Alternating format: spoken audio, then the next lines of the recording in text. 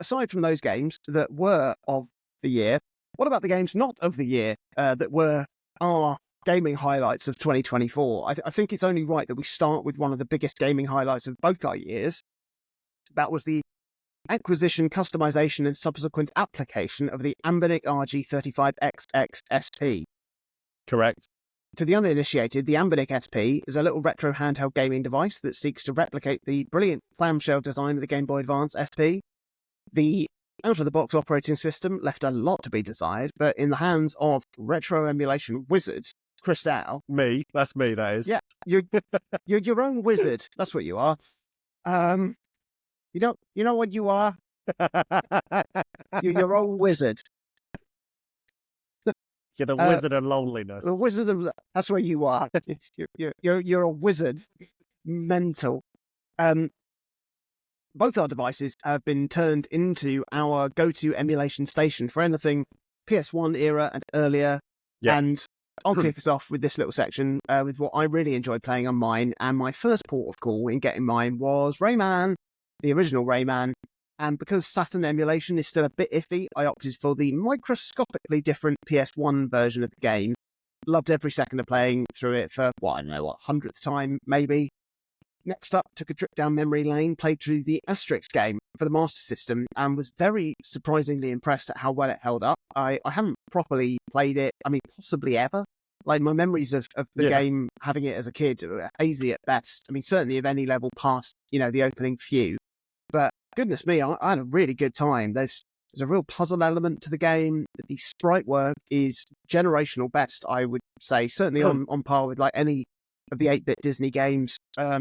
Whilst the frame rate takes a bit of a wallop from time to time, it didn't detract from an eye-openingly good time with this ancient Gaul of a game. And then I really unlocked the true potential of the Anbernic SP. And then I really unlocked the true potential of the Anbernic SP when I decided to play through Pokemon Crystal.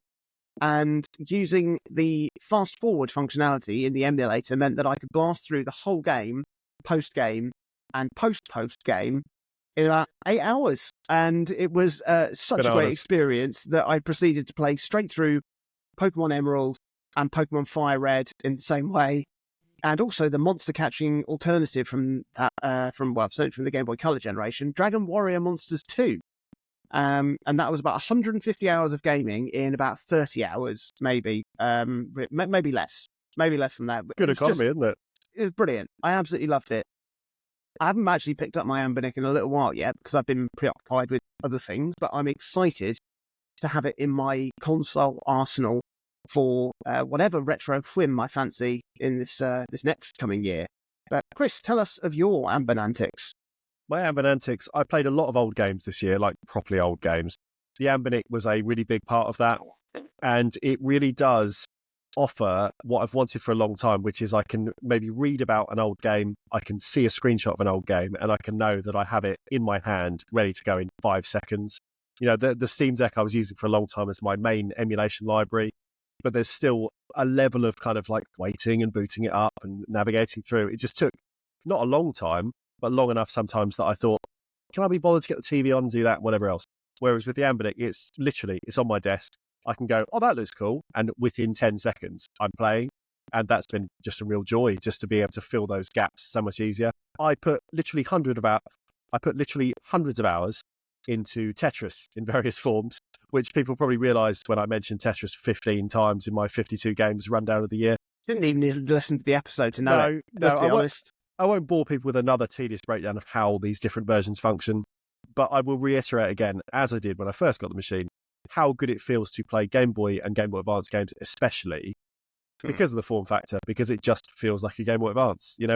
It's a tiny bit bigger than the original SP, but you don't remember that unless you have like incredible hand memory, as it were. It just feels like I remember my SP feeling. One of my biggest retro surprises of the year, though, for me, wasn't actually a Tetris variant at all, but rather how much I was enjoying just revisiting a few really formative games from my younger years via emulation, no matter the device. So most of these were not on the SP, but they still kind of fit in this section, I think, because it is about retro stuff rather than kind of like semi-modern old stuff. I played Rez on the Dreamcast through to full completion for the first time in a very, very long time. I played Lumines on the PSP, maxing out the score counter. Like I can now no longer be better at that game in that version. And I played Guitar Hero on the PS2, all via the deck. And I was tremendously impressed how well all of those games still hold up in 2024. Of these 3 games, Guitar Hero is the baby of the group, releasing just 19 years ago, with Rez, the eldest, at 23 at time of recording. Ridiculous. These are not modern games, but they are timeless games, and they really make the case, to me at least, as to why access to emulation, either via the Anbernic or via other sources, is so vital for anyone wanting to kind of round out games knowledge and just see where we've come from, where we go next, and everything in between. Lumines and Rez are luckily pretty readily available in their modern incarnations, but something like the OG Guitar Hero just isn't accessible without a lot of work. Like, I played it using the following quite silly setup, just to give you a picture into my world, and probably why I wasn't playing 2024 games, because this took me a weekend. Steam Deck running the emulator PCSX2, that's the PS2 emulator, an Arduino modified Guitar Hero controller that's PC compatible via USB that I've owned for a while to play Clone Hero. There's reasonable cost there straight away. You know, you can use any computer to emulate the game. You don't have to have a Steam Deck specifically.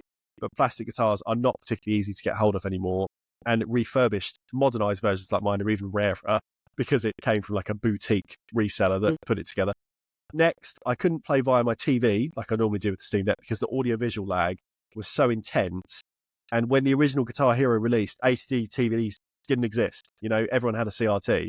So the game just didn't include any sort of audio calibration to deal with lag, because from Guitar Hero 2 onwards, they went, I guess people have different TVs now, we need to account for that.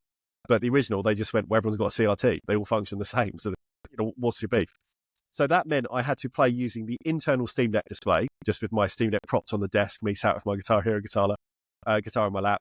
I had to use headphones to reach any sort of AV balance, because even like the live audio was just delayed enough.